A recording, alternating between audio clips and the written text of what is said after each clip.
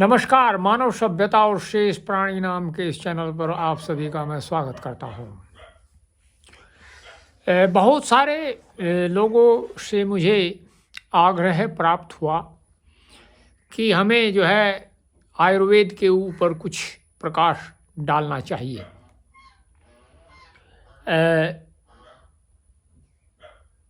मैं कुछ यहाँ औषधि आदि का तो मैं वो करता हूँ, उगाता हूँ उनको, और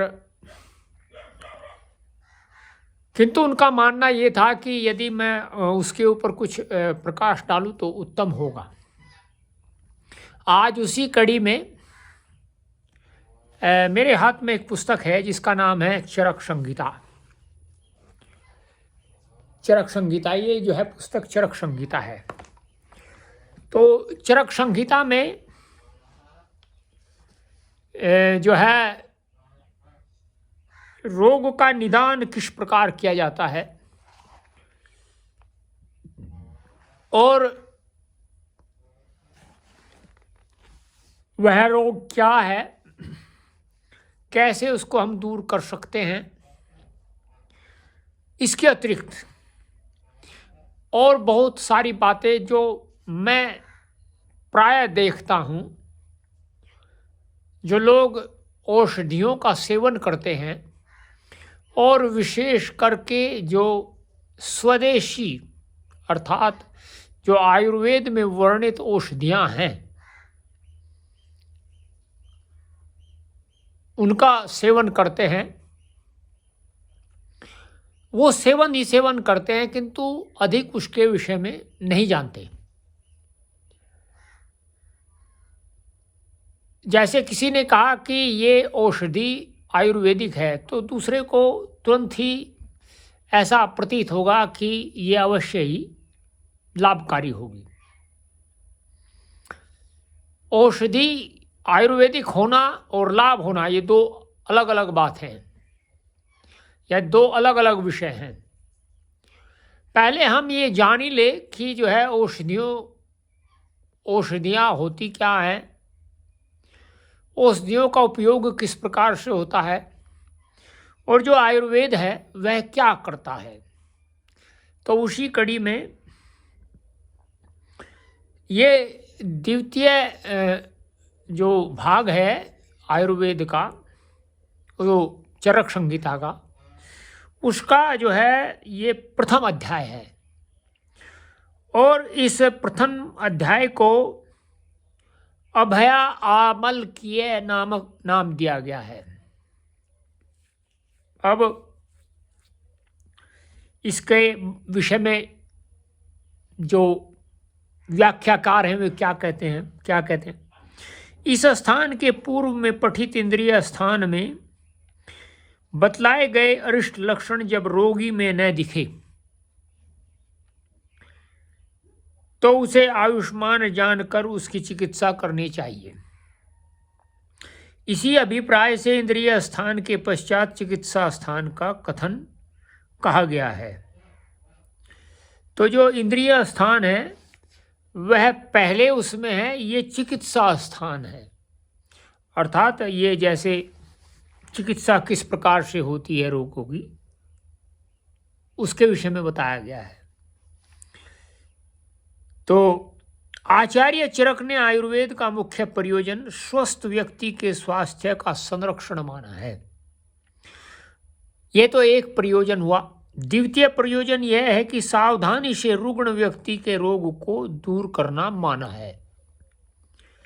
इसमें जो है चरक का क्या कोई प्रमाण भी है, इसमें लिखा है प्रयोजनम चास्य स्वस्थस्य स्वास्थ्य रक्षणमातुरस्य विकार प्रशमन च।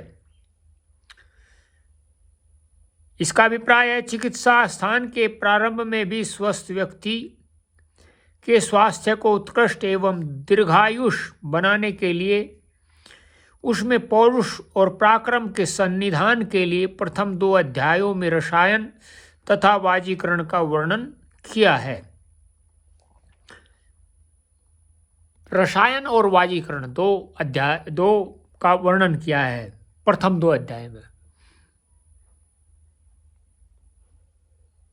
अब जो रसायन होता है वह क्या होता है? एक रसायन शास्त्र भी है। अब रसायन आपको समझना चाहिए कि रसायन होता क्या है।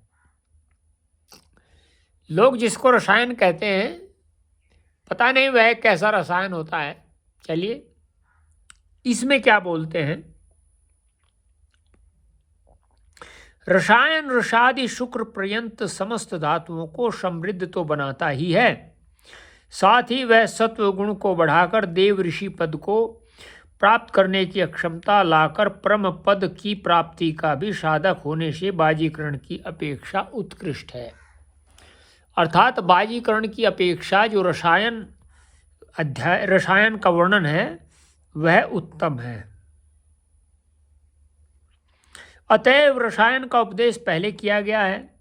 रसायन और बाजीकरण इन दोनों को चिकित्सा स्थान में वर्णित करने का अभिप्राय यह है कि ये दोनों अपना विशिष्ट कार्य करने के साथ ही रोगों को भी दूर करने का सामर्थ्य रखते हैं, इसलिए इनका चिकित्सा में प्रयोग किया जाता है। रसायन का प्रयोग बाल्यावस्था में अधिक उपयुक्त होता है, जबकि बाजीकरण का प्रयोग युवा अवस्था में उपयुक्त है। इसलिए भी रसायन की प्राथमिकता स्वयं सिद्ध होने से उसका प्रथमतः वर्णन किया गया है। रसायन वर्णन परक इस प्रथम पाद में प्रधान रूप से अभया और आमलकी का प्रयोग बतलाया गया है, इसलिए इसका नाम अभया आमलकीय रसायन पाद रखा गया है। अब जो है जी, जो भेषज होता है उसके क्या पर्यायवाची होते हैं, देखिए जी। चिकित्सितम व्याधिहरम पथ्यम साधनम औषधम प्रायश्चितम प्रशमन प्रकृति स्थापनम हितम विद्यात भेषज नामानि। चिकित्सितम अर्थात चिकित्सित, व्याधिहरम व्याधिहर, पथ्यम पथ्य, साधन औषध, प्रायश्चित प्रशमन प्रकृति स्थापनम हितम, ये भेषज के पर्याय हैं, 9 भेषज के पर्याय हैं।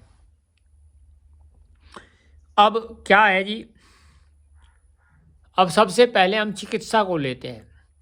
चिकित्सा का अर्थ रोग का प्रतिकार है, और जिसके रोग का प्रतिकार किया जाता है उसे चिकित्सित कहा जाता है। एक तो हुई चिकित्सा, अर्थात जिसके द्वारा रोग का प्रतिकार किया जाता है।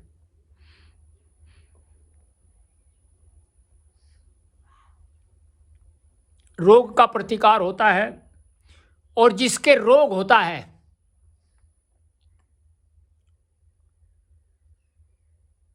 जिसके रोग का प्रतिकार, अर्थात जैसे कोई किसी को ज्वर हो गया तो उसके जो रोग का प्रतिकार है उसको क्या कहते हैं, चिकित्सित। अर्थात चिकित्सा अलग है और चिकित्सित अलग है। एवं रोग के प्रतिकार का प्रधान साधन होने के कारण उपचार से औषध को भी चिकित्सित कहते हैं। कैसे? इसमें आयुर्वेद का एक प्रमाण है, चिकित्सा व्याधि प्रतिकार साश्य संयजा तेति चिकित्सितो रोगी तस्य च प्रधान निमित्तवादौषधमपि चिकित्सित मुपचारात्। इसका अभिप्राय ये है, जो रोग का हरण करता है उसे व्याधिहर कहते हैं। पंथा का अर्थ है व्याधिनी सारक मार्ग, और उसके लिए जो हितकर हो उसे पथ्य कहते हैं। पथ्य कहते हैं। औषध के प्रयोग से चिकित्सा की जाती है, इसलिए उपलक्षण मात्र से अर्थात रोग को दूर करने में समर्थ होने के कारण चिकित्सा का नाम औषध भी है।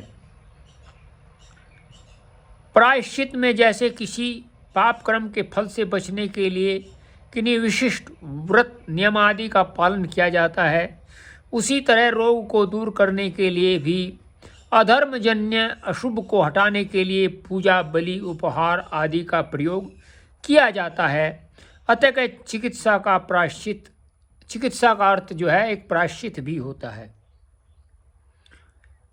जो क्रिया विषम एवं दोष एवं शरीर धातुओं को सम बनाती है उसको प्रकृति स्थापन कहा जाता है।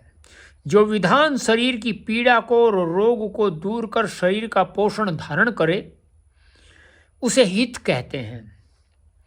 इस प्रकार इस चिकित्सा स्थान में इन शब्दों से चिकित्सा अर्थ का ग्रहण होता है। ये सभी भेषज के नाम हैं।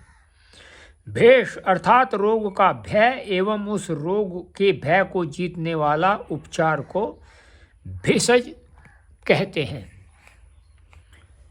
भेष का अभिप्राय रोग का भय है और उस भय के जीतने का जो उपचार है उसको कहते हैं भेषज।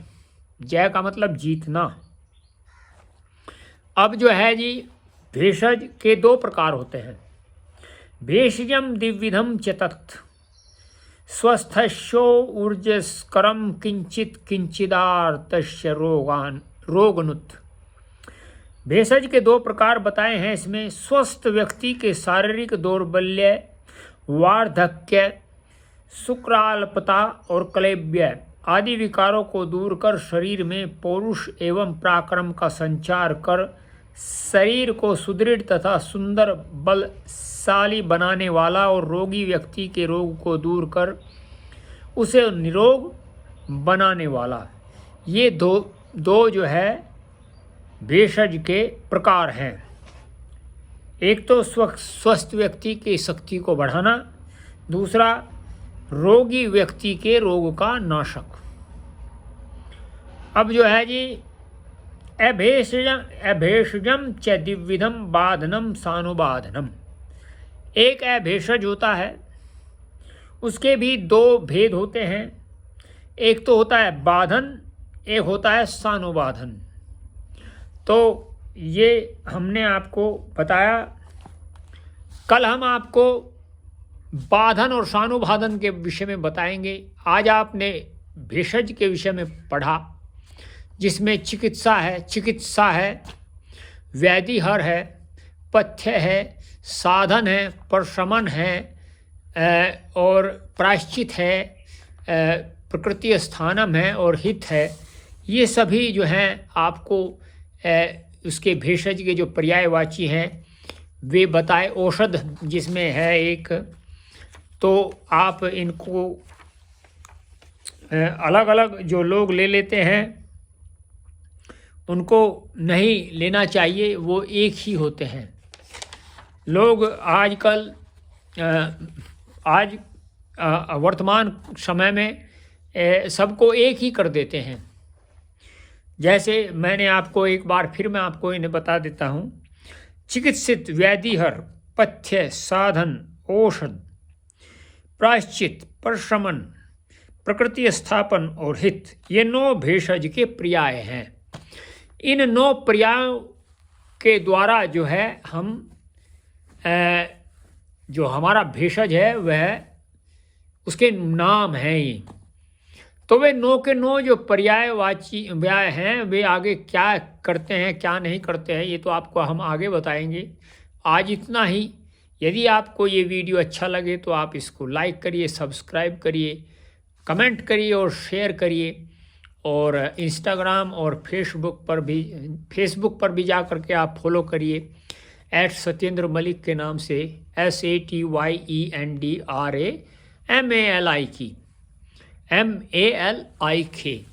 तो सत्येंद्र मलिक के नाम से आप जब जो है इसको फॉलो करेंगे तो वहाँ भी आप इनको देख सकते हैं वीडियोज़ को।